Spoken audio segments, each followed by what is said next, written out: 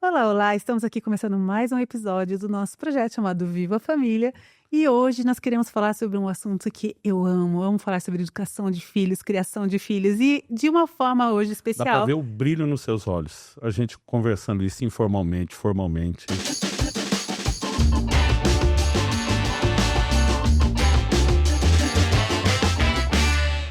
Eu Um gosto comentário que eu demais. quase fiz no episódio anterior, quando falamos de educar meninos. E hoje, então, nós queremos dar essa ênfase de educar meninas.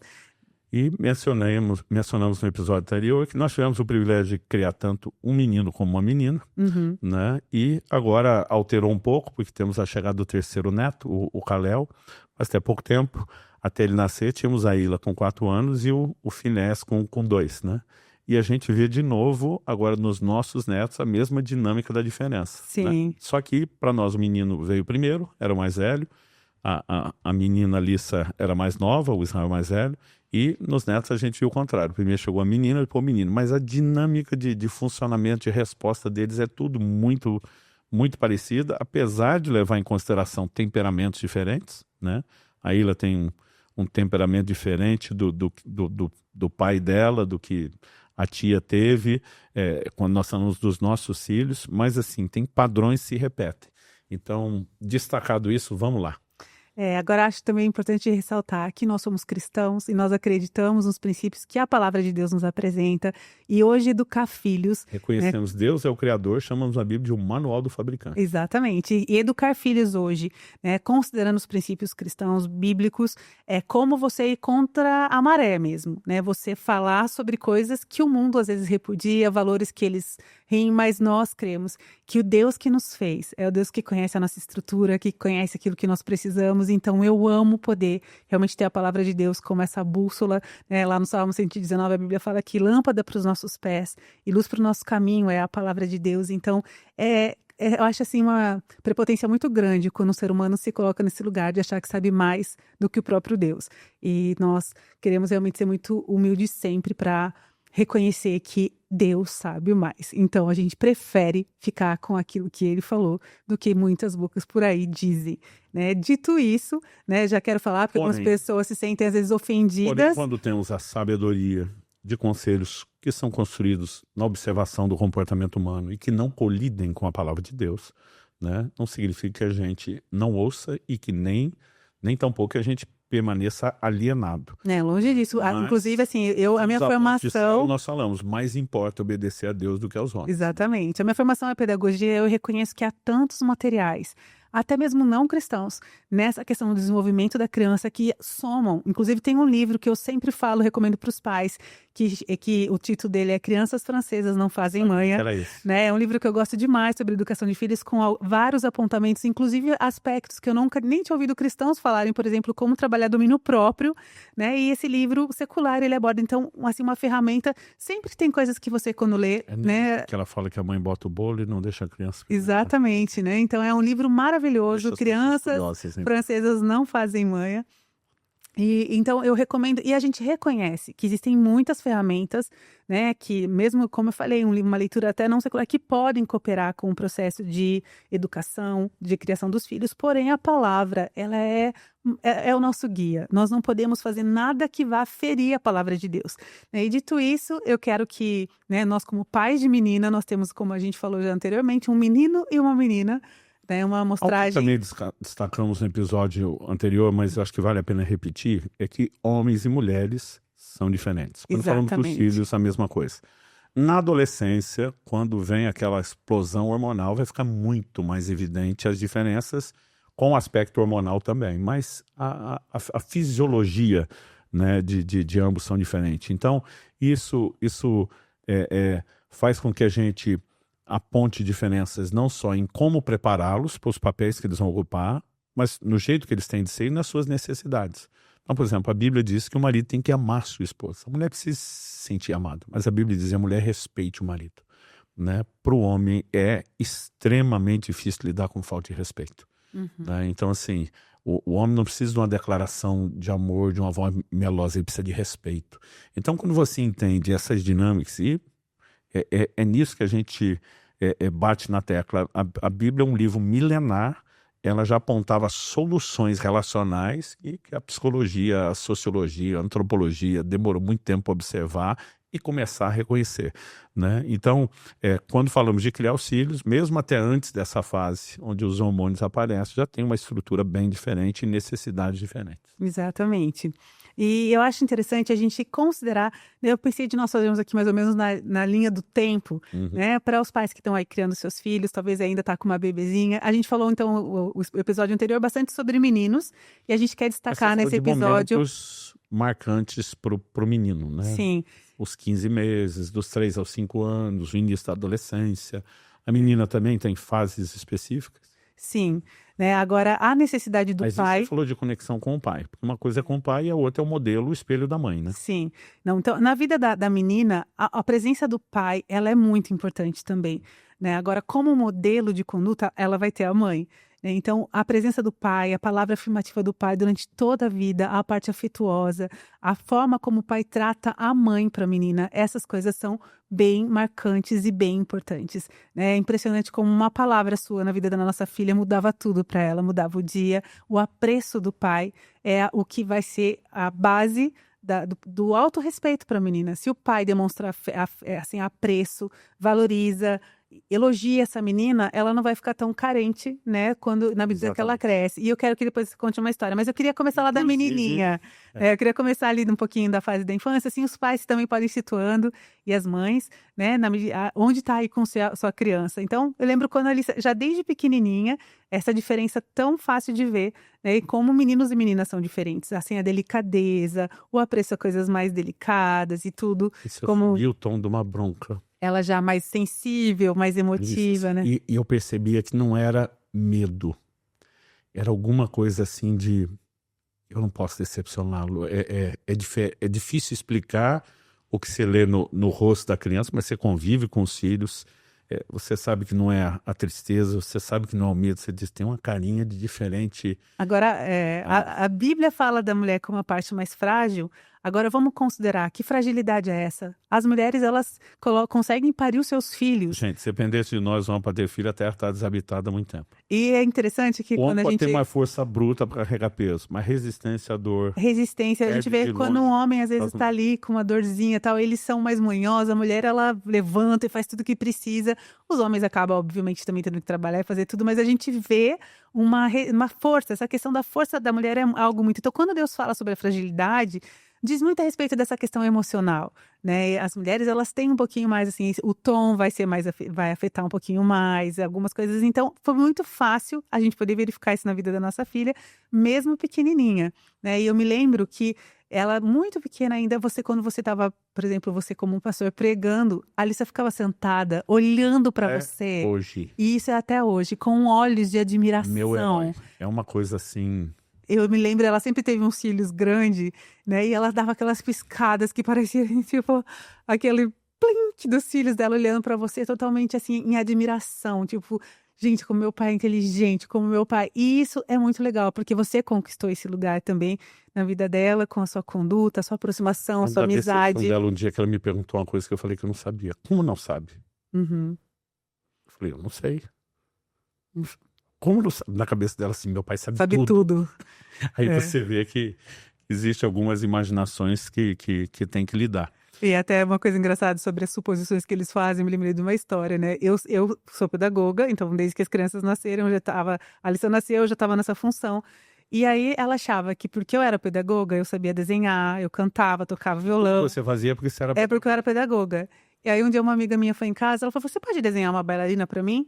E a minha amiga pedagoga disse, não, eu não sei desenhar. Ela falou, mas você não é pedagoga?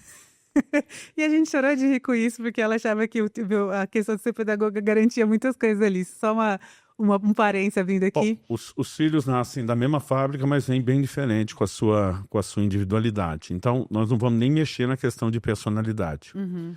Mas do estilo, do jeito de ser, de menino e menina. Então, por exemplo, a Alissa sempre foi de querer conversar. Eu digo até hoje, assim, a Alissa... É tipo, nós vamos para as águas profundas. Eu acho que, apesar de ser homem, nessa matéria eu me dava muito bem com ela, porque é o tipo de conversa que eu gosto. Eu não gosto de jogar a conversa fora, mas quando entendo assim, um assunto é importante, nós vamos avaliar, vamos junto.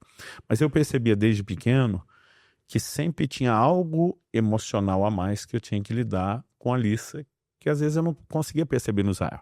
Não vou dizer que há momentos não tem, mas o homem não sinaliza, não é tão transparente. Então, eu me lembro de uma ocasião que a gente... e a gente conta tanta história aqui que corremos o risco de vez em quando repetir alguma coisa, Uhum. mas não vejo problema. Eu lembro de uma ocasião que a gente brinca que o crente não briga, ele tem excesso de comunhão, né? Uhum. E aí você tiver uma comunhão exagerada. A gente acabou discutindo, que sempre foi difícil, porque você sempre foi uma pessoa muito meiga, muito dócil, mas aquele dia não era nada escandaloso, mas por nosso padrão, a gente realmente passou do limite. O pior, Uhum. a gente fez isso na frente dos filhos, né? E depois a gente se arrependeu, se consertou, oramos juntos, e depois a gente disse, pois é, agora vamos consertar com as crianças. Eu lembro que a gente sentou com eles e disse, olha, papai e mamãe estão aqui para pedir perdão. A mesma Bíblia que a gente usa para ensinar vocês a conduta certa mostra que a gente agiu de forma errada, né? E a gente teve uma conversa assim que foi bem legal, e ainda a gente pensou assim, pois vai ser um bom momento de ensino prático para eles. E quando terminamos, o Israel, até porque era 3 anos mais velho que a Alissa, eu acho que tem algumas coisas que é mais fácil, mas ele muito de boa. Ele veio, abraçou a gente, claro que a gente perdoa, tal, tava tudo resolvido, assim, a coisa acabou aí. Quando chegou a vez da Alice e você, ela falou, olha, eu também perdoo, mas eu preciso ser honesto e falar para vocês de um sentimento. Uhum. Gente, ela tinha o quê? 4, 5 anos, eu posso estar sendo injusto, errando, mas ela era muito novinha, né? Eu não sei se ela já estava na fase que na escola alfabetiza, porque você fez isso em casa antes, mas... E quando ela falou do sentimento, eu fiquei assim, o que vem? E ela falou assim, eu tive muito medo que vocês não se amassem mais, né? E ver ela bem mais nova, pontuando, tipo, uma avaliação de sentimento que eu tenho que abrir, que eu tenho que analisar. Eu lembro que eu fazia olhar e dizer, gente, menina é muito diferente. E eu lembro que aquilo foi uma situação para mim que eu falei, filha, papai tá aqui para falar do que errou, não para se justificar. Mas você mexeu num ponto que eu não posso agora não levar essa conversa em outra direção. Em primeiro lugar, quero que você saiba, não existe a menor possibilidade de nunca, jamais, eu deixar de amar sua mãe ou deixar de estar com ela, né? E falei isso que a gente já sabia de algumas conversas de pais, de amiguinhos que estavam separando e tal. Falei, papai tem uma aliança com Deus, papai tem uma aliança com a sua mãe, e amor não é mero sentimento espontâneo, é uma decisão. Não tem a menor chance de eu não amar sua mãe pro resto da vida. Eu falei, mas eu acho que você tá com uma preocupação que não é muito coerente. Ela, como assim? Eu falei, você ama seu irmão? Claro que amo. Eu lembro que eu falei assim, pouco ou muito? E não fiz com a mão, né? Ela abriu o braço, então. Eu falei, mas você não briga com ele quase todo dia? Na hora ela parou, pensou. Eu falei, filha, a briga não sinaliza a ausência de amor. A presença do amor está no fato de que, mesmo quando a gente tem algum problema, a gente resolve. Que a gente se ama, a gente quer estar junto, continuar junto, quer estar bem. E eu lembro que à medida que eu ia falando, ela mesma parou uma hora, abriu um sorriso, ela falou, pai, você é muito bom. Tipo assim, meus sentimentos estão resolvidos, tudo. Mas assim, sempre era uma conversa a mais, né? A sensação que eu tinha, ou porque o Israel não sinalizava, e assim a gente pode equivocar, mas que com a Alissa sempre tinha que explicar algo a mais e um pouco mais fundo ou profundo em relação aos sentimentos. Exatamente. E é muito interessante, assim, quando a gente tem a oportunidade de criar tanto o menino quanto a menina, porque a gente pode perceber como as necessidades são diferentes. E também existe um complexo a mais, por exemplo, tem a questão dos temperamentos e tudo mais, mas só pelo fato de ser um menino ou uma menina já é muito interessante, porque você percebe na medida que eles vão crescendo. Agora eu não vejo a hora de falar dos 11 anos dela. Então você me É, diz qual é a hora. tá bom. Agora, eu falei no episódio anterior sobre um livro do James Dobson chamado Educando Meninos, e também existe a versão para meninas. Então, Mãe de Meninas, né? Eu quero muito recomendar essa leitura para vocês, esse livro Educando Meninas, do James Dobson, onde ele apresenta um manual com muitas riquezas, tanto bíblicas, e ele é um cristão, então escreve com fundamento bíblico, mas também psicológico e fazendo apontamentos de idades e etapas, que é muito interessante. Agora, uma coisa que eu achei muito, que eu me lembro, que já faz um tempo que eu li, mas eu me lembro que esse livro ressaltava, por exemplo, que a menina, apesar dela ter uma fragilidade, né, na questão de ser mais delicada emocionalmente e, por exemplo, ter uma capacidade de ser mais ferida com um tom mais agressivo do que o menino, ela também existe uma maturidade que é um pouco mais precoce em relação ao do menino. Então, por exemplo, a idade da criança ser inserida no contexto escolar, na pré-escola, a menina pode ir antes, ela está preparada emocionalmente para esse ambiente mais cedo que os meninos. Isso é uma curiosidade, mas também científica, né, que é pautada em muitos estudos, e isso eu acho muito interessante. Então, fala que o menino é importante que a capacidade dela de administrar ter a emoção para estar desconectando do lar. Né, e fala que eu sei que em alguns contextos é preciso encaminhar as crianças mais cedo, hoje em dia, por causa da questão do trabalho do pai e tudo mais, mas o ideal é que os meninos não estejam em casa, né, pelo menos até seus 4 anos. E as meninas, ali, a partir dos 3 anos, ela já tem a capacidade para estar nesse ambiente de uma forma emocionalmente madura. Isso é um dos apontamentos desse autor que eu acho muito interessante. Também se soma a muitos estudos que eu já tinha feito, né, enquanto estudando sobre educação. Agora, o que eu, como mãe de menina, eu queria contar, né, um pouquinho do que como eu me sentia educando uma menina. Então, toda a forma como eu me movia dentro de casa. Ela estava de olho em você o tempo todo. Então, eu sabia que Israel sempre estava me lendo como mãe, e ali, sabe, com uma certa expectativa sobre coerência, o que ela fala é o que ela faz, esse olhar que todos os filhos têm sobre os pais. Mas a Alissa, eu me pegava, ela me imitando. Tanto que as pessoas falam até hoje, nossa, a Alissa é sua cópia, ela fala parecido com você, ela é muito, vocês se lembram muito. E nem o fruto cai muito longe do pé, isso é um fato, né? Eu lembro que a minha mãe sempre foi muito alegre, muito festeira, sabe? Sempre foi, assim, a alegria da festa, assim. Eu lembro quando a gente estava em reuniões de família, minha mãe sempre muito... E quando nós nos reuníamos, por exemplo, nos eventos da igreja, a primeira oportunidade que eu tinha de fazer uma brincadeira, de trazer alegria, eu sempre tive... Algumas pessoas conheciam minha mãe e falavam, você é a cópia da sua mãe. Né? Que nem sempre as pessoas que estavam perto, né, podiam ter essa avaliação, porque eu, já casada, vivi longe da minha mãe, mas amigas da minha mãe que me viam já nesse lugar funcionando como adulta, elas falavam, meu Deus, eu me lembro um dia que uma amiga nossa conterrânea veio ministrar na nossa igreja e ela ficava, eu estou passada, porque ela conhece a minha mãe, ela falava, eu estou muito chocada de ver a semelhança que você tem com a sua mãe. E a Alissa não é diferente, então os olhos da menina vão estar sobre a mãe de uma forma diferente. Né? As necessidades que ela tem em relação ao pai e à mãe são diferentes. E eu percebi a Alissa sempre me observando demais. E consciente dessa questão, dessa observação e dessa reprodução que quase que automática, porque mais do que as nossas ações, mais do que nossa dissertação, o nosso texto, o que a gente possa falar para os nossos filhos, o que vai ser mais efetivo no processo de educação é aquilo que a gente faz. O nosso exemplo, ele é um poderoso instrumento de ensino. A gente pode não falar, mas eles vão nos ver aquilo que a gente está fazendo. Consciente disso, eu sempre tomei muito cuidado da forma como eu me movia dentro da nossa casa, porque eu sabia que eu estava ali estabelecendo um modelo a ser copiado na medida que a nossa filha crescesse. Né? Então, eu acho que é importante para todas as mães a gente considerar qual é o padrão bíblico da mulher cristã. O que a Bíblia nos direciona, né? Qual é aquilo que a gente tem que alcançar. Então, ali em Provérbios 31, nós temos ali um texto... Interessante que, além da própria mãe, a gente percebe em fase, adolescência, Alissa sempre mirava algumas pessoas como referência, sempre meninas. Uhum. A própria Priscila, que viria a ser a cunhada, né? Que ela tinha uma admiração gigantesca. Ela várias vezes perguntava o que a Priscila faria. Né? Mas, assim, a primeira matriz que ela vai encontrar para reproduzir, a principal, sem dúvida, é a mãe. E, então, eu sempre procurei ver então, as características que, por exemplo, Provérbios 31 traz. Não é só fala de uma mulher que ela, sim, reconhece a importância de honrar o seu esposo, de cuidar bem de toda a família, mas também fala de uma mulher que administra, que negocia. Então, fala de muitas... que Deus reconhece a mulher com todas essas habilidades. A mulher cristã não é aquela mulher que vai somente ter um olhar para estar dentro da sua casa, só que a gente precisa lembrar que esse estar dentro de casa tem um valor muito diferente do que hoje a sociedade também traz. Então, a gente, quando fala uma mulher pode estar dentro da sua casa, cuidando dos seus, né, cuidando ali da manutenção, é um privilégio muito grande, porque não existe alegria maior do que a gente ter uma família funcional, uma família que se respeita, que pode estar num ambiente de crescimento saudável. Então, eu quero aqui também destacar que a gente precisa tomar muito cuidado com as influências que a gente permite alterar. Assim, ao longo da história, antes de toda a história do empoderamento feminino, trabalho era para trazer sustento para casa. Sim. Não tinha a ver com realização. Uhum. Aí eu quero fazer uma coisa que eu gosto. Homem ia cuidar do gado, ia plantar, né, ia caçar, ia fazer tudo aquilo que permitisse botar comida na mesa. Agora, enquanto alguém está correndo atrás de trazer a comida, precisava ter a parceira que prepara a comida trazida. Enquanto ele está ausente para garantir, tem que ter alguém que não deixe os filhos. E enquanto o trabalho era uma equipe colocando o sustento dentro de casa, eu acho que era muito mais fácil.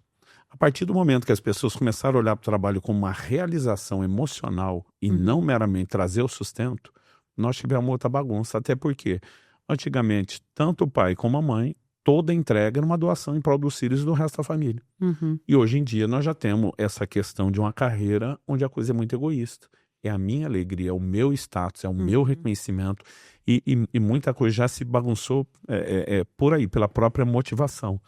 Né? Mas fale um pouquinho mais dessa mulher virtuosa que você sempre viveu e inspirou nossa filha a desejar. Então, eu sempre procurei, até como uma resposta minha de obediência à palavra de Deus e o entendimento, a compreensão, né, do que eu deveria mirar enquanto uma mulher de Deus, eu também fui assim muito encorajada a atingir esse padrão o quão mais rápido eu pudesse para poder ser um exemplo para a Alissa nisso tudo. Aquele parzinho de olhos te acompanhando o tempo todo. Aquele parzinho de olhos, eram 2 pares no nosso caso, mas hoje falando em especial das meninas, então eu quero destacar. Uma vez me falou, eu tô de olho em você, mas ali você não precisava falar. Era o tempo todo. E eu me lembro que uma vez até a gente tomava muito cuidado, nós, tanto eu quanto meu esposo, somos pastores, né? E eu lembro que um dia eu estava levando a Alissa... Seu esposo, vamos deixar claro que sou eu, seu esposo. Sim, meu esposo à minha frente. Então, eu lembro que uma vez estava indo levá-la para uma aula de música, que nós moramos, né, em Curitiba, uma cidade grande, então era um tempo de trânsito e tudo, então eu estava tentando otimizar aquele tempo, uma pessoa me ligou, era uma pessoa que nós cuidávamos, que fazia parte da nossa igreja, e eu fui dar tava ouvindo no primeiro momento, mas eu percebi que eu ia precisar falar algumas coisas mais sérias, então eu não queria que a Alissa ouvisse a parte, enquanto eu estava ouvindo somente, né, eu fui ouvindo ela, e a Alissa não estava escutando, e aí depois eu fui deixar então a Alissa para fazer a aula dela de música, e eu falei para ela, eu falei, filha, mamãe vai, né, volta te buscar e tal. Daí quando ela voltou, que eu fiz questão de falar para a pessoa com quem eu estava falando, eu falei, eu vou desligar agora, eu te ligo daqui a alguns minutos. Então, a Alissa, antes de eu deixar ela na escola, ela falou, mãe, por que você desligou? Eu tava te ouvindo. Aí eu falei, filha, porque a mamãe vai precisar conversar algumas coisas sérias e você não é o meu papel de ser pastora dessa pessoa. Você, né, não quero que você ouça tudo que a mamãe vai conversar, que são coisas pessoais. Ela falou, mas mãe, você precisa entender que eu também vou ser uma pastora, eu aprendo com você. E eu dei muita risada. A gente fala disso depois da pergunta. Não, porque daí ela já foi, daí ela entrou a fazer aula, daí quando ela voltou, ela falou assim, mãe, como que acabou essa coisa? Eu preciso saber como que acabou. O que você falou pra pessoa, né? O que aconteceu? Porque você tá me treinando pro ministério. Eu achei isso tão... Porque ela era ainda pequena, ela tinha ali os seus 8 anos, talvez. E aí eu falei, olha, tem coisas que a mamãe vai poder te ensinar, mas sobre esse cuidado. E aí, enfim, dei um parecer. Mas essa consciência de que o meu exemplo era algo muito poderoso na vida dela, né, me fez a tomar, assim, a querer estudar e entender qual é o papel da mulher. Então, Provérbios 31 é um bom caminho aí para alguém que quer saber, né, que fala como a mulher deve se portar. No episódio anterior, a gente falou do que o homem tem que ter, né? Tem que ser o provedor da casa, o líder espiritual, tem que ser protetor, tem que ter palavra, tem que ter estrutura. E a Bíblia nos mostra, a gente tem que formar os nossos filhos pensando no que eles devem se tornar quando crescerem. E Provérbios 31 nos mostra uma mulher trabalhadora, uma mulher que trabalha, que acorda cedo, que sabe cuidar bem da sua casa, que veste bem o seu esposo, os seus filhos. Ali temos eu me lembro que uma vez eu dei muita risada com minha irmã, que falou assim, pastora, eu li todo o Provérbios 31, sempre gostei muito de falar sobre esse texto em reunião de mulheres, e uma das ovelhinhas, ela chegou e falou, pastora, você falou pra gente ler, e eu li aquele texto e eu destaquei 2 palavras. Daí eu falei, é mesmo? Quais são? Elas, servas, vestidos. E eu dei muita risada, né? Com isso. Tudo que podia ver. De tudo que ela podia ver e aprender ali. É um texto bem grande, a partir do versículo 10 ali. Ela conseguiu, a gente riu, porque ela é uma irmã muito brincalhona. Na verdade, eu sei que ela foi ministrada pelas outras características. Mas fala sobre essa mulher que sabe cuidar bem da sua casa, que não come o pão da preguiça, né? Então, muitas características. Mas ali no texto de Tito, no capítulo 2... Apesar de você não ter jogado duro com a Alissa, como eu joguei com Israel, algumas questões para gerar hombridade, volta e meia você tinha que dar alguns choques, né? Eu lembro quando você deixou de carro e começou a ir com ela de ônibus. Eu lembro que... queria ensinar ela o que era a vida do dia a dia, o convívio com pessoas, que era a vida da maioria das pessoas. Sim, porque eu, diferente da Alissa, né? A minha infância foi bem mais Nós dois.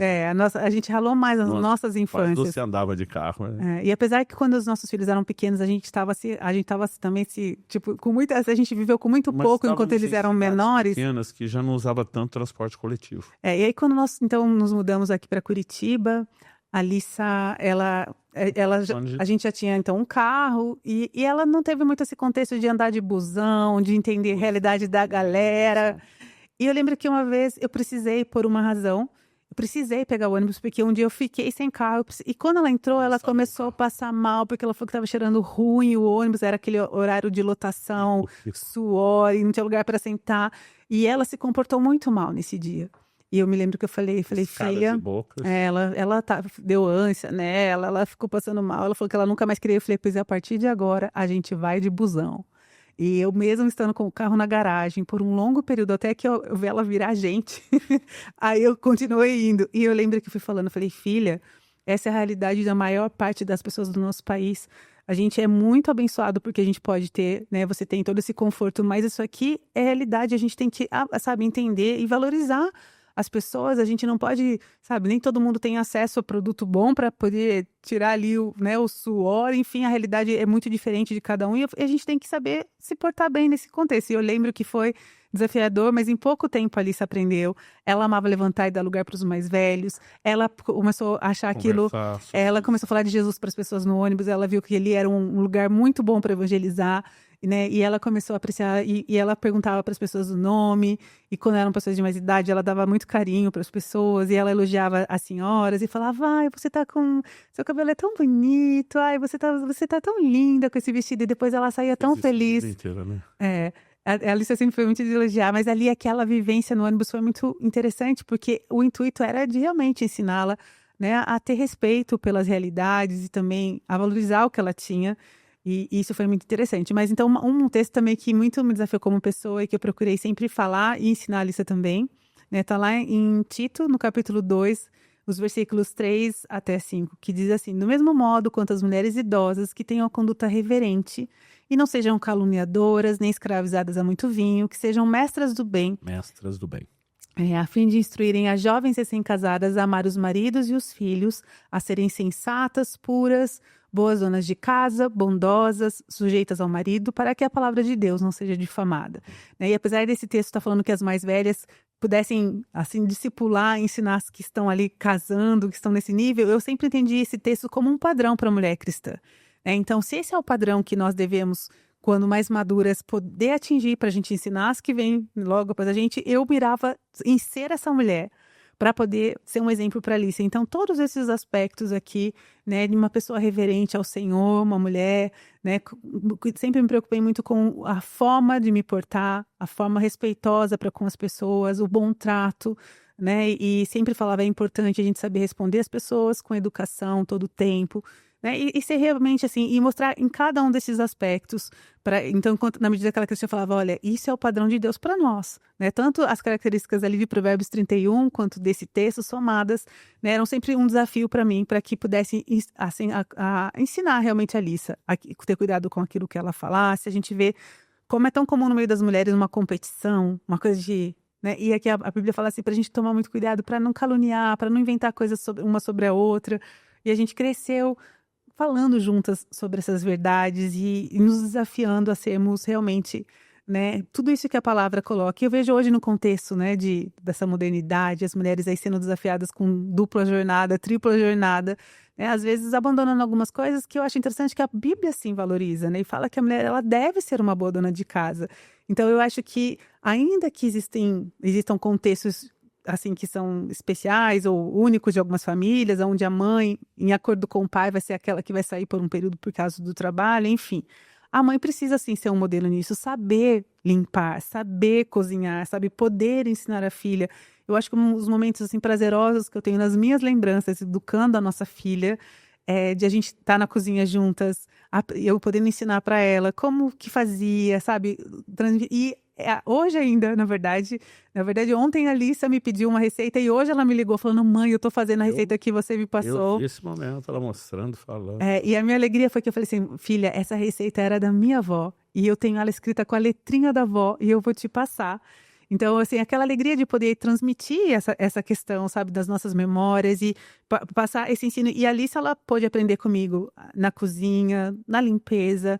E eu acho que isso é algo que é pertinente, assim, a qualidade de vida, sabe? E não que e a gente falou, nós falamos isso sobre os filhos, e eu quero até fazer um adendo aqui, que é importante ensinar os filhos também. Afinal de contas, eles podem estar num contexto de estarem morando sozinhos, estudando, eles vão precisar para o autocuidado, Israel teve que aprender a para cozinhar, somar limpar a casa, e para tal. somar Já era também. treinado em casa. Porque você sempre foi também um apoio para mim enquanto família, né? Menos passar roupa. Menos passar roupa, mas você já passou Foi um também. acordo pré-nupcial. Pré-nupcial. Eu te dizia, eu te ajudo em tudo, mas não...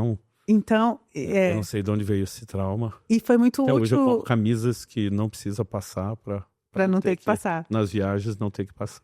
Então, a sua cooperação sempre foi muito importante. Então, a necessidade de ensinar os meninos também é real. Não estamos aqui falando que os meninos ficam excluídos dessas tarefas, mas estamos falando sobre a atenção. Que minha mãe botava a gente para lavar a louça. Obrigada, Zeni. Valeu, Zeni. Mas ela transbordava frustração, porque meu pai era de uma geração que o homem não fazia nada dentro da casa, né? Às vezes até a gente que era criança percebia, né? Então assim, leite na mesa, o Nescau, a colher, ele dizia: Zeni, faz um Nescau para mim.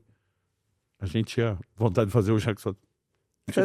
É só virar no leite e mexer, né? Mas era quase como que não é que não podia, tipo assim, isso aqui eu quero que venha de você. Então, a gente percebia, às vezes, até o tonzinho de frustração da mamãe, que era que vocês ajudem as esposas. Então, se não for ensinado, depois é difícil reproduzir, né? E eu acho muito sério quando a gente lê essa porção da palavra, que a Bíblia fala assim que as mulheres, então, mais velhas, elas devem atingir esse padrão. A mulher que é recém-casada, ela deve procurar amar o seu filho, amar o seu esposo, né? Ter esse olhar. Sem nada, né? Porque o amor não é só sentimento. Vai ter que lidar com as crises com o marido e com o filho. Exatamente. Eles dão muita alegria e traz muito desafio também. Agora a parte séria que eu queria falar aqui é que o final desse texto, né? Ali no final do versículo 5, que diz que a palavra de Deus não seja difamada. E ainda que o texto está falando de uma jovem recém-casada, então é a filha crescida, é você ajudando hoje a Alissa casada, a mesma intenção de preparar para chegar lá também deve ser aplicada quando são mais novas, e a mesma disposição dos mais velhos estarem sempre discipulando, inclusive na questão familiar prática, também é importante. Porque tem pai que acha que só tem que ensinar sobre certo e errado, valores morais, e às vezes falha um pouquinho nesse preparo de, poxa, o dia que eles estiverem com a família deles, o que eles vão reproduzir. Exatamente. Mas agora já é hora de falar dos 11 anos. Eu quero muito que a gente possa entrar. Então, falei que eu queria tentar seguir um pouquinho a ordem cronológica. Então, à medida que a menina vai crescendo, né, é importante ela ser validada, ser elogiada.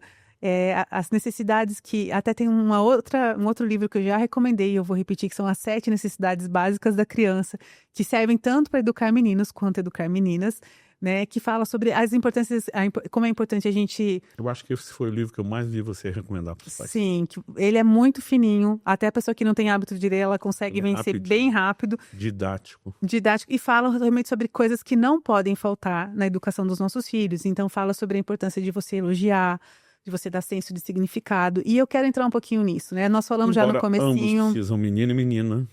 Para a menina, vindo do pai, isso tem um peso além da nossa capacidade, inclusive da psicologia ainda de explicar. Eles tentam e tentam, mas eu acho que o assunto ainda é mais profundo que o que a gente já discerniu. Agora, uma coisa que todas as mulheres vão me entender melhor, talvez aqui os homens. Os homens ficam no posto de observação, mas as mulheres na convivência com as amigas. Eu posso me lembrar das minhas amigas de escola que tinham uma carência, que era um poço, parece sem fim.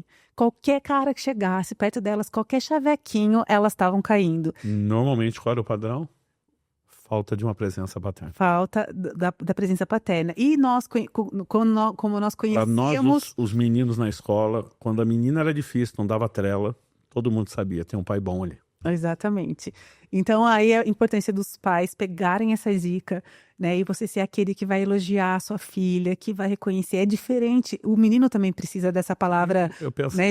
eu dizia, o dia que um carçudo, cuecudo, a gente falava assim, já com aquele ciúme da filha quando vai para pré-adolescência, foi o dia que chega a elogiar. Essa menina tá tão acostumada a ser elogiada que não qualquer conversinha que passa. Teve coisas que eu fiz uma vida inteira, mas eu lembro de um dia que eu falei para você, eu falei, Kelly, Deus botou uma coisa no meu coração. Você falou, eu quero ser o primeiro.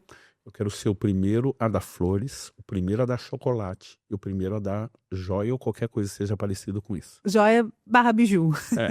Mas assim, bijuteria. aquela sensação de ganhei. De dar uma Pois coisa é. especial, assim. É porque joia não foi nosso hábito, né? Nem com você. Aham. Né? A gente sempre teve um padrão envolvendo o ministério, certos valores, que para nós isso assim era até Nossa. demais. Aham. Mas eu lembro que de alguma forma eu sabia que para ela seria importante quando chegasse os 15 anos ter alguma coisa. A gente não queria reproduzir o padrão de festa de 15 anos caro. Para nós assim era uma má gestão de recurso até o que alguns faziam.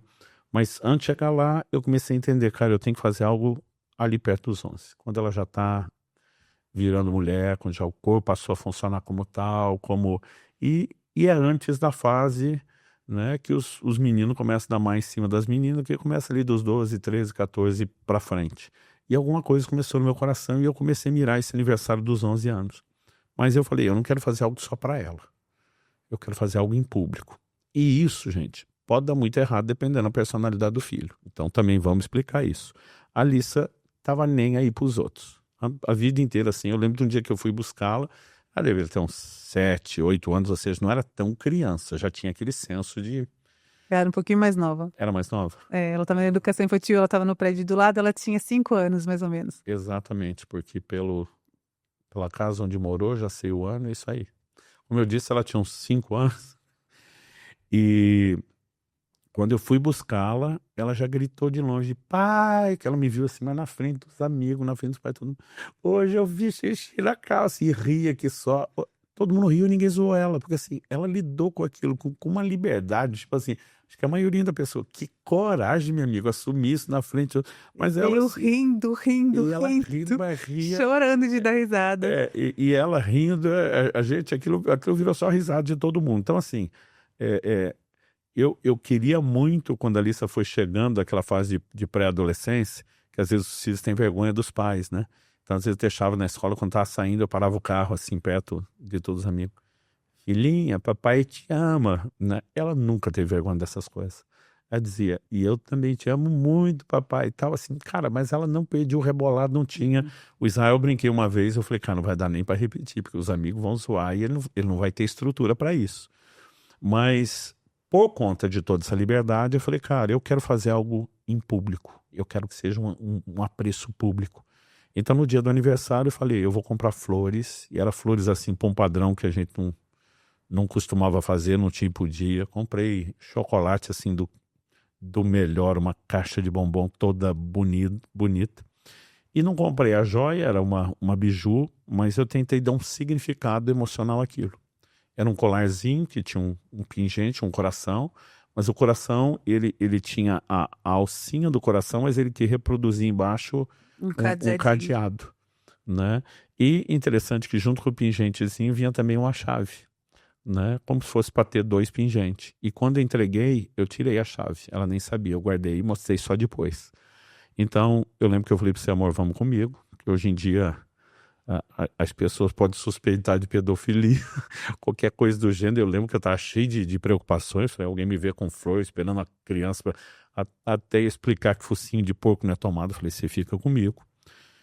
Naquele dia, a Alissa, que normalmente saía, não era a primeira, mas nunca era a última, ela não saiu tão rápido. Não sei se é por causa dos amigos dando parabéns, mas eu lembro que assim, eu segurando aquelas flores, você do meu lado, a caixa de bombom, o presente, e os alunos saindo, eles iam, todo mundo ficava olhando aquilo, foram parando atrás da gente. E várias meninas que saíam e Eu falavam, é pra ouvia. mim, é pra mim. Dizia, não, desculpa, é minha filha. Eu ouvi os comentários, meu pai nunca fez isso, meu pai nunca...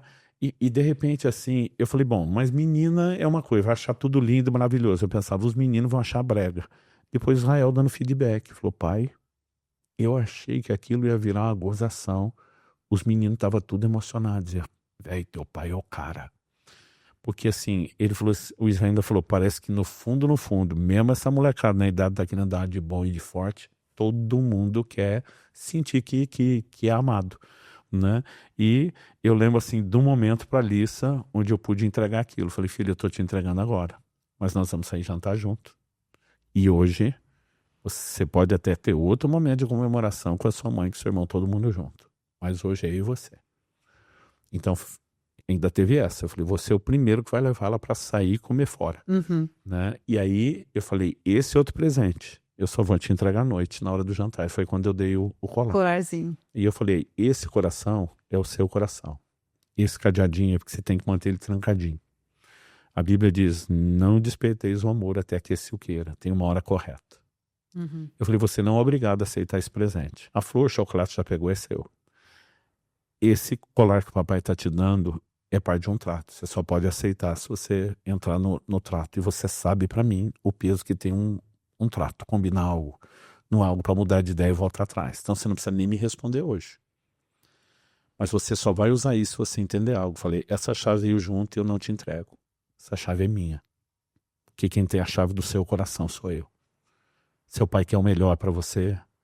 Hoje você já percebe, papai dá sinais de ciúme, porque você é um dos maiores tesouros que Deus confiou para o papai. E eu preciso te proteger, mas eu quero que você seja feliz. Eu tenho certeza que Deus vai te dar um homem incrível, extraordinário. E eu não quero nenhum espertinho tentando te enganar. Então, assim, você não pode entregar o coração para ninguém sem a bênção do seu pai. Você sabe, papai é um homem de Deus, que é o melhor para você. Não tem nenhum motivo para te sabotar. Não sou eu que vou escolher essa pessoa. Eu só preciso concordar com a sua escolha. Uhum. Né? E eu lembro assim, a cara dela de impressionada com aquilo tudo. Ela falou, pai, eu acho que é bom para você me ver pensando, mas minha decisão está tomada. Eu vou vestir esse colar. Mas honestamente eu não consigo me lembrar se ela já botou no mesmo dia ou não. Né? Porque ela tinha essa coisa assim, já que o senhor falou de pensar, eu também, mas ela quis adiantar. Eu tô dentro. Uhum. Né? E ela usou aquilo muito tempo. E a gente Aí sabe que era muito interessante eu isso. percebi um cacoete que ela tinha. Eu sabia quando ela achava um menino bonito. Uhum. Né? Que chamava atenção. Uma que ela não usava direto, porque ela era aquela coisa de ter que abrir e tirar, ela não conseguia dormir com o colar, então às vezes ela ficava assim. Mas era só aparecer, assim, alguma coisa que mexesse um pouquinho o coração dela, ela punha todo dia. E quando tava... Mas quando a pessoa passava... Ela pegava no colar. Assim, eu tenho uma... era muito interessante. E isso foi uma coisa, assim, muito marcante. Inclusive, assim... A Alice até falava que depois desencadeou, não sei se as meninas falando em casa, um tal de pai fazendo surpresas. Não, ela falou que chegou um pai que chegou parece que de limousine buscar a filha, porque as filhas falaram, nossa, um pai fez uma surpresa pra filha e tal. E ela falou, pai, nunca teve isso na escola. Ela falou assim, ela brincava, você criou tendência. Né? Mas assim, de alguma forma, a repercussão, a gente viu que foi algo tão forte. E a gente achava que ia ser assim, por parte dos outros, gozação, mas tipo, para nossa filha vai estar tudo bem, né? E aquilo foi um impacto para muita gente, mas a gente percebia até nos comentários, assim, a carência de mesmo meninas mais velhas, dizendo, eu também queria ter tido uma coisa dessa. Né? Então, para os pais de meninas mais novas, né, fica a dica. Isso para mim não foi uma estratégia de manipulação. Eu queria honrá-lo de uma forma que ela entendesse, né? Mas nós temos, né, até hoje, as fotos desse dia. E esses dias eu tava mexendo, eu sou a pessoa da casa que gosta de rever as fotos, e eu vi o olhar da Alissa pra você segurando esse vaso de flor. É a coisa mais linda. Ela tá toda emocionada nessa foto, né? E assim, te olhando, segurando aquele, assim, vaso com o coração cheio mesmo, transbordante. Né? E agora, mais importante, você sempre foi um pai que afirmou, filha, você é linda, você é preciosa, já falei que eu te amo.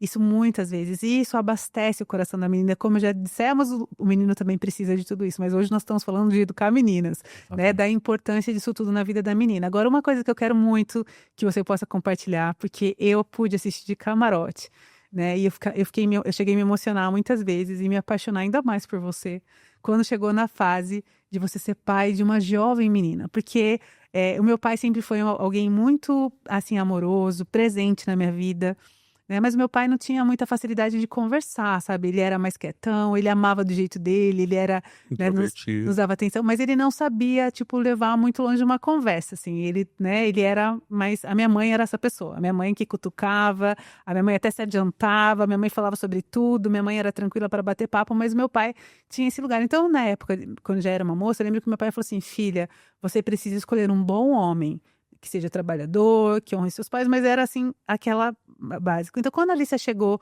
né, ali perto dos seus 16, 17 anos, ela começou a conversar com você sobre isso. Mas o meu susto, que eu fiquei assim, uau, foram o nível de conversa que você teve com a nossa filha nessa fase. Porque eu sei que é muito comum. Bom, vamos voltar primeiro nos 13, que é a fase que eu tinha muito ciúme. Mas muito ciúme da Alice. Porque aquele senso de eu tenho que proteger essa menina. Eu sei como funcionam as conversinhas dos rapazes, dos galanteios, né? Então, assim, tinha muito ciúme. Mas, por exemplo, quando a Alice chegou aos 16, meu ciúme era 0. Uhum. Por quê? Eu comecei a perceber como a Alice era forte na identidade dela, nos princípios. Uhum. Então, muitas vezes, a gente via situações, porque a Alissa muitas vezes disse que antes de ter pretendentes, ela tinha pai-tendentes, Uhum. que eram os pais que vinham dizer como a gente queria ter uma nora com você. Uhum. Né? E normalmente quando falam isso é porque já está de olho mesmo para algum filho. E a gente convivia assim com os melhores ministros da palavra, de louvor, no nosso universo cristão, pelas minhas viagens, por uma série de fatores. Então, Mas eu me lembro o dia que eu cheguei da às igreja. vezes isso vinha até de pessoas É. que ela admirava muito, mas Mas eu lembro que o dia que deu o start dessa fase nova entre vocês. Eu lembro que eu cheguei, ela tinha 16 anos. só para dizer de onde veio o start. Ah, Quando, tá. Do você voltou pros aí 13, aí depois desculpa. que os pais saíam e tal, não, mas isso já estamos chegando nos 16. Aham. Quer dizer, e eles, o que você acha? Ela falou, olha, esse eu respeito demais. Mas o filho dele não tem meu respeito, não. Ainda vai ter que amadurecer. Elas diziam assim, vai ter que converter um pouco melhor. Dizer, filha, como converter? Não tem jeito, não. É que nessa área o comentário foi esse, naquele. Então, assim, eu comecei a ver que ali sabia muito bem o que ela queria. Ela entendia o propósito, o chamado, essa questão das combinações. Então, foi chegando o momento que eu tive aquele descanso. Cara, não é qualquer um que passa a conversa. Uhum. Essa menina, ela não está só vacinada a dúvida das outras. Não, ela sabe o que ela quer. Ela sabe para onde ela vai. Então, isso tudo me trouxe um certo descanso para chegar nesse dia da surpresa, que foi surpresa para ela e para você.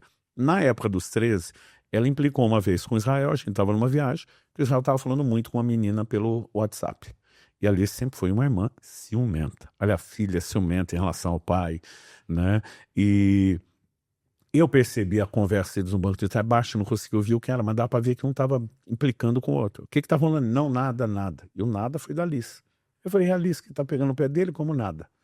Né? Aí apertei, ela não queria, não, é porque você está falando com uma menina da escola, né? Todo dia ele fala lá na escola tudo bem, mas fala todo dia no WhatsApp nas férias e tal.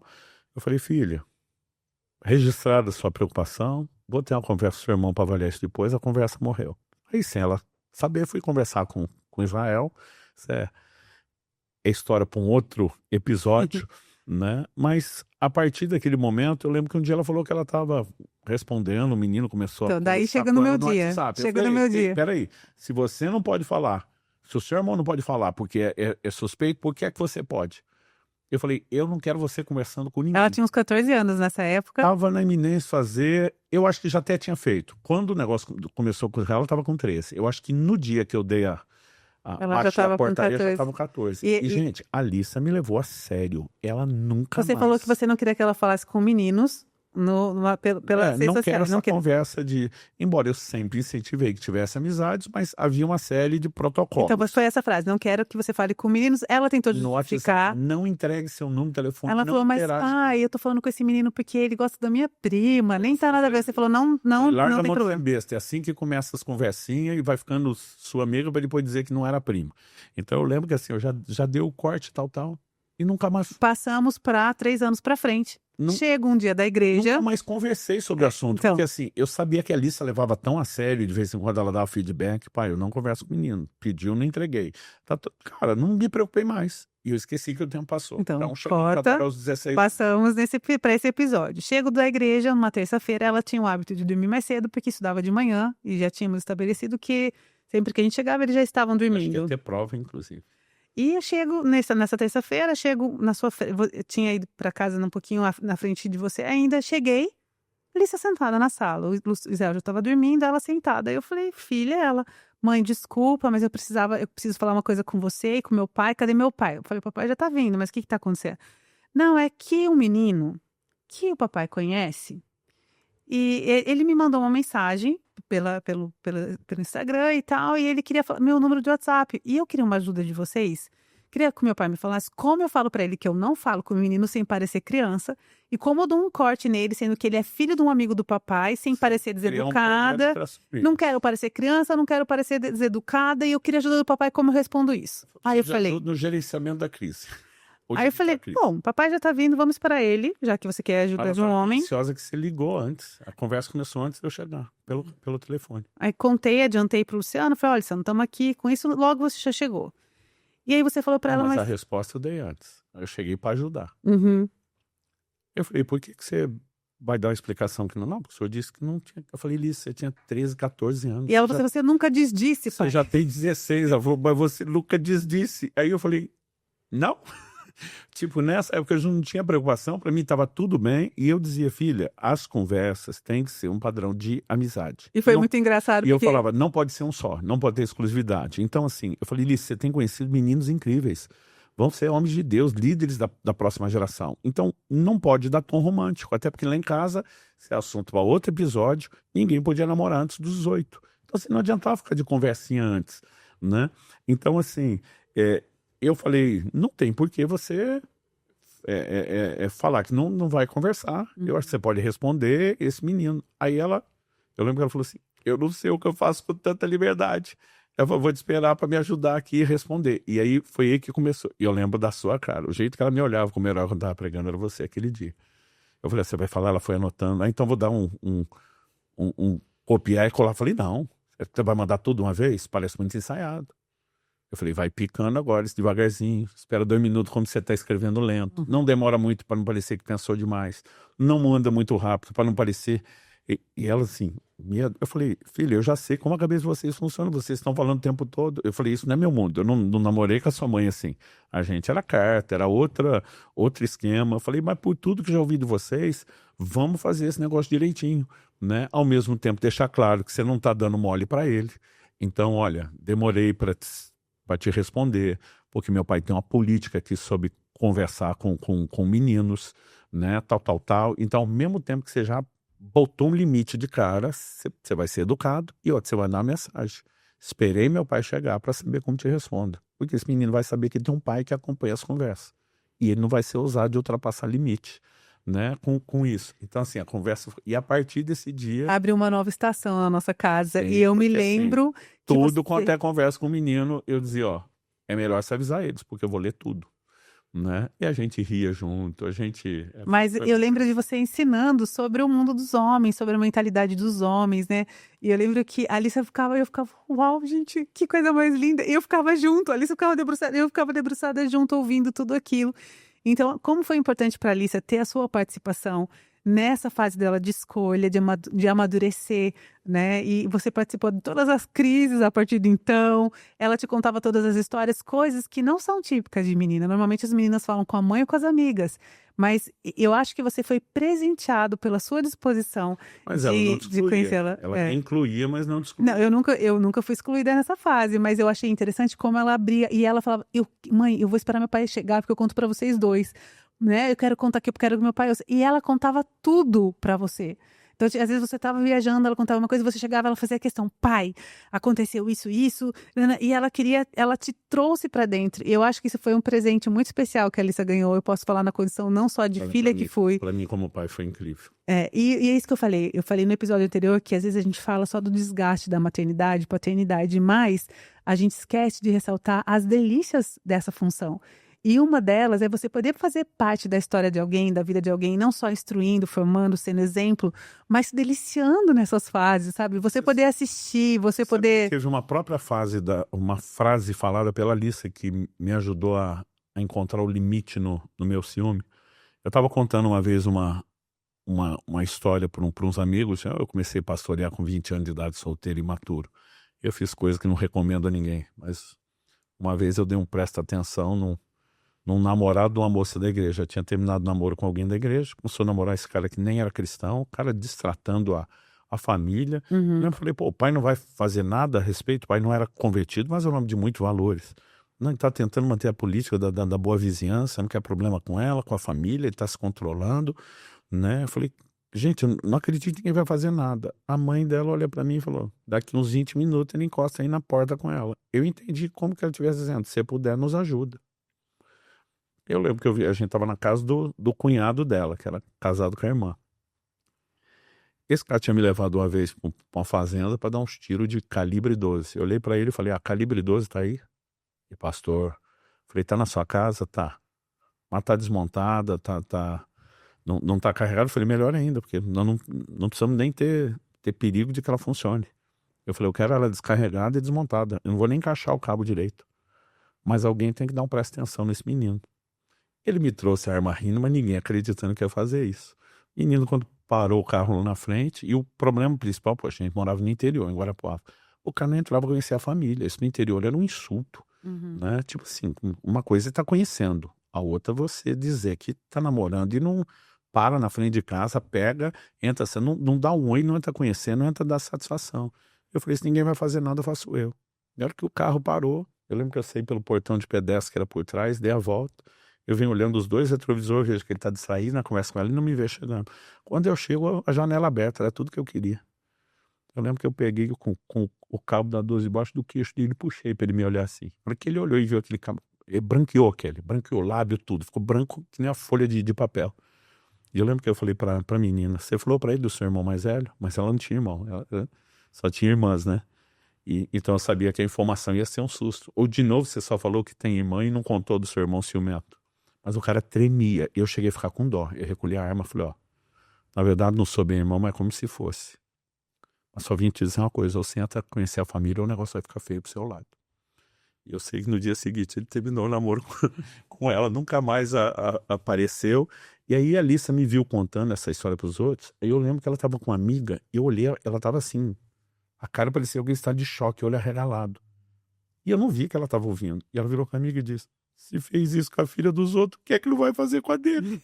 E eu falei, deixa que acredite. Eu não fazia questão nenhuma de filha, nós vamos ser amigos. Porque no início, até minha cabeça imatura era outra. Tipo assim, tem que botar medo. Com o tempo você percebe, cara, não tem esse negócio de botar medo. Se você não tiver um relacionamento de confiança, não funciona. Aí um dia, eu tô conversando com você, e você fala, Luciano, você sempre foi maduro, mas parece que esse ciúme tá meio imaturo, tal.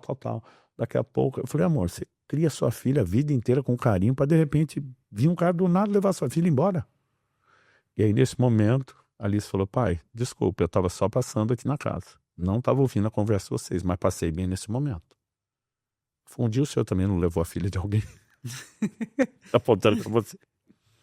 Aí eu, pois é. Né? De alguma forma, aquela conversa dela, aquele dia, eu falei, cara, eu tenho que preparar minha filha para esse dia. Né? E para mim, assim, a gente tem muitas ótimas memórias, mas aquele senso de não só proximidade e intimidade, mas de cumplicidade no desenrolar dessas coisas do coração dela, para mim, assim, é das memórias mais incríveis que eu carrego dentro de mim. Em outro momento nós vamos falar da história de cada um, né? Como foi... Que são histórias sensacionais. Sensacionais, como que foi partirem para o casamento. Mas, de fato, né? Eu tenho nos dois, assim, o Israel que é menino, a Alice que é menino, uma história de muita amizade, muita conversa, mas são completamente diferentes as marcas produzidas, as coisas que muitas vezes a gente percebia que deveriam ser valorizadas, outras que o próprio Deus nos cobrava, né? Às vezes o Espírito Santo nos dando dicas. E a Alissa, eu consegui perceber que dos 16 para frente foi como se alguma coisa aí mudasse. A gente desenvolveu um padrão de amizade que a gente nunca teve antes. E até hoje eu gosto muito de conversar com ela, inclusive das coisas do coração. Eu acho lindo como hoje, mesmo ela sendo uma mulher casada, ela ainda é tão próxima da gente, né? Existe uma amizade que permanece, né? E ela conversa com o marido que a gente fica impressionado tanto os que dois têm o dom da fala. Tão bem. Então, assim, não é carência, mas às vezes a gente encontra, às vezes ela vem até com o Caleb, o genro, e fala, pai, queria muito te ouvir sobre isso. Né? Ela falou assim, não é crise, não é não saber o que fazer, mas até a curiosidade, como seria. O senhor tem uma bagagem, tem uma experiência, tem um olhar que talvez nós não tivemos. Então é muito gostoso essa linha aberta, mesmo percebendo que não existe carência. Então, acho que a gente já pode estar aqui meio concluindo. Eu creio que a gente colocou aqui vários aspectos. Eu acho que a mulher, ela é maravilhosa. Ela tem em si... Antes, eu queria só mexer numa coisa. Tá bom. Eu nunca tive ciúmes do Israel. Porque um homem lidar com o filho vai casar é algo tranquilo. Sim. Você já teve mais dificuldade de processar a ideia de que uma outra mulher ia tomar o seu lugar. Já eu tinha ciúme da Alice. Com a Alice você nunca teve ciúmes, né? Tinha hora que eu ficava até bravo, porque assim, parece que você estava torcendo para uma coisa que você sabia que não ia me agradar.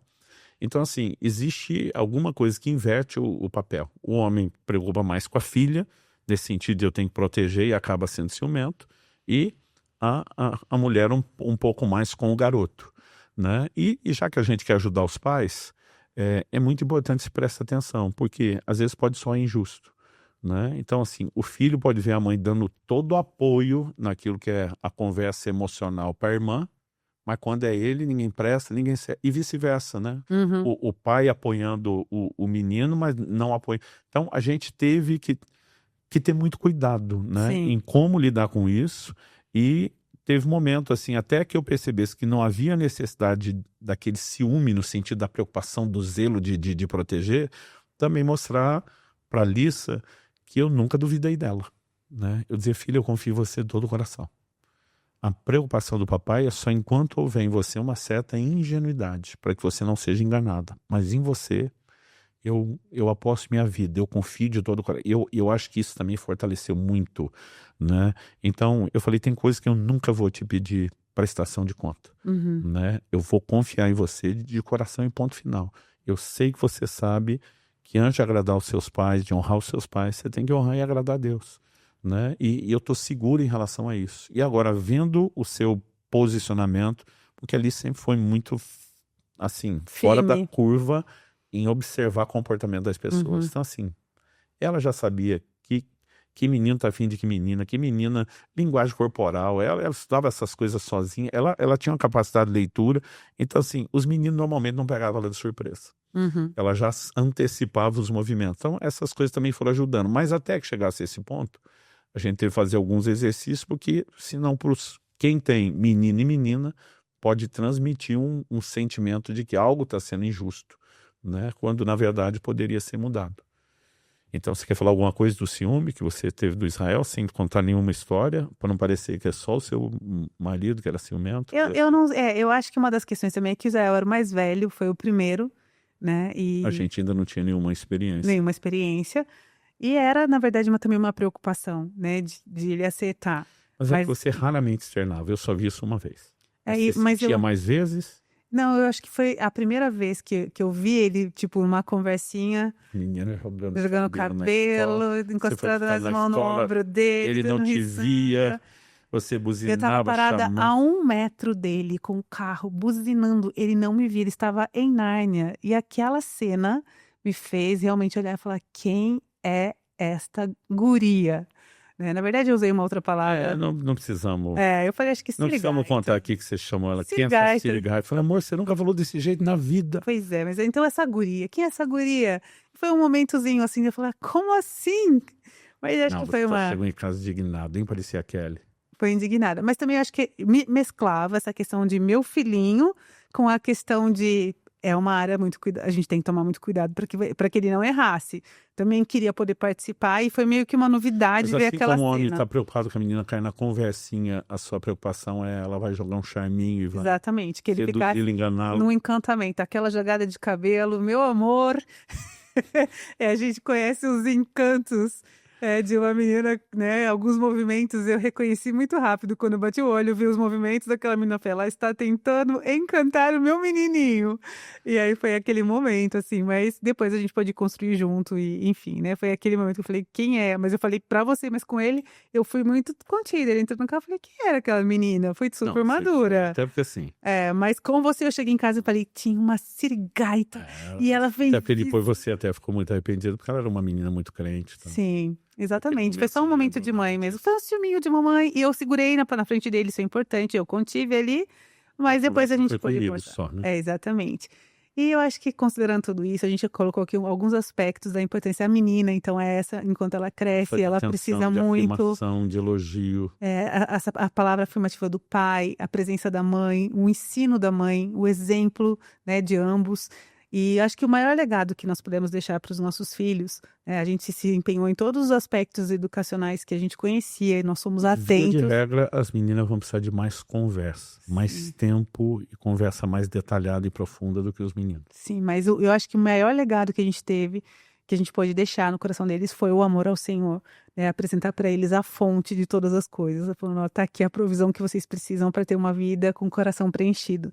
Eu acho que esse foi o maior presente, tanto para a Alissa quanto para o Israel, a gente poder apontar, né? Falou, olha, tá aqui um Deus, o nosso Deus pode ser o Deus de vocês, e eis aqui o caminho, né? Ele é o lugar que a pessoa com quem a gente deve se aliançar e se apegar para ter uma vida feliz. Eu acho que esse foi o maior presente, né? Tanto para educar meninos e meninas, eu acho que a gente poder depender do Senhor é algo também maravilhoso, que nós não estamos sozinhos, apesar que reconhecemos todos os desafios, né, dessa atividade de educá-los. Nós sabemos que na dependência do Senhor tudo isso fica possível e também mais satisfatório, mais assertivo. E nós queremos encorajar vocês, papais que estão educando meninos e meninas, ou um ou só outros, e que você possa fazer isso para a glória de Deus. Dê o seu melhor, vai valer a pena. Você vai colher os frutos de toda a sua dedicação, de toda a tua semeadura. Acredite, passa rápido. Sabe que nos falavam isso, né, amor? E olha nós chegava a se aqui. incomodar, e hoje é uma das coisas que a gente mais fala para os outros. E olha nós aqui hoje na Aproveite. adolescência, parecia que foi ontem que a gente estava ali com os filhos pequenos e a gente estava ali nas tarefas, nas lições de casa e em tantas coisas que nos desafiavam, e hoje estamos aqui já numa outra fase e não demorou muito não para chegar, foi assim, ó, rapidinho. Então a gente quer deixar realmente essa palavra de encorajamento curta, não só se sinta desafiado, não só se sinta cansado diante de tantas tarefas, mas também curta a jornada. Uma das razões pelas quais a gente está aqui contando essas histórias, indicando livros, é porque a gente tem que aprender com outros. Tem muita gente que já aprendeu, inclusive, com erros ao longo da caminhada. Nossa, como a gente pode aprender com tantos amigos, pessoas perto uma da gente. frase do Rick Warren no livro Uma Igreja com Propósitos, que você pode aprender com os erros dos outros. Não precisa ser só os seus. Tem gente que já errou para a gente não precisar errar. Né? Então, assim, a gente foi muito abençoado. A gente sempre conversava com casais que tinham filhos mais velhos que os nossos, que estavam em estágios que a gente não tinha chegado. A gente perguntava o que se arrependiam, o que não faria de novo, o que fizeram de muito correto. A gente sempre estava avaliando, né? Não deixava de olhar a escritura, não deixava de buscar literatura, mas assim, cara, vamos ver onde está funcionando, vamos conversar com a gente que está criando filhos que são exemplos, né? E o tempo todo, podendo ouvir essas pessoas, a gente aprendeu com muita gente, e a razão pela qual hoje a gente tem investido nessas conversas, nesse compartilhar, toda hora está indicando livros, né? Inclusive, eu queria recomendar, nós escrevemos um livro junto, Como Flechas, né? Que fala justamente sobre a criação de filhos, mas não é só um manual bíblico sobre a criação de filhos. A gente também dá um tom muito especial em encaminhá-los para cumprir o propósito, né? Prepará-los para atingir o alvo principal. Eles têm que ser cristãos, mas entender o plano e a vontade de Deus individual, personalizado, e os ajudar a alcançar isso, projetá-los para, né, para isso. Mas o Orvalho recentemente traduziu e publicou um outro livro do Peter Tanchi, que é o Motivado. A palavra é um acróstico, né? As 8 letras são 8 princípios na criação dos filhos, são fantásticos. Então, já que a gente está recomendando tanta coisa, né, por que não o nosso, que é uma das mensagens mais importantes que temos, é sobre criação de filhos, e também esses outros materiais que a gente tem trazido e podem ser de grande valia para vocês. Não apenas são pais, os futuros pais, aqueles que estão sonhando com isso, a melhor hora de se preparar antes, né? Quando eu anuncio o livro da família, que fala muito sobre casamento, apesar da temática ser família, eu falo para os solteiros, olha, a melhor hora de se preparar para o casamento é antes de casar, não é depois. E para os que sonham com a paternidade, maternidade, eu falo a mesma coisa, melhor hora de se preparar para ser pai ou mãe é antes, né? Quanto mais a gente antecipar, foi a experiência que eu tive quando aquele homem de Deus me falou da situação que eu ia lidar com Israel. Isso significa que Deus quer que a gente corra à frente, não atrás. Né? O que é à frente? A gente pode antecipar determinados problemas, se preparar, resolver quando eles aparecem. Quando a gente não está à frente, está atrás, primeiro a gente erra, depois a gente vai correr atrás de aprender como consertar uma coisa que nem precisava ter acontecido. Então, a gente pode evitar isso com muita sabedoria. É isso mesmo. E assim encerramos mais um episódio. Esse episódio com a nossa frase de sempre. Viva a família, um projeto que merece ser vivido e celebrado. Isso mesmo, Deus abençoe.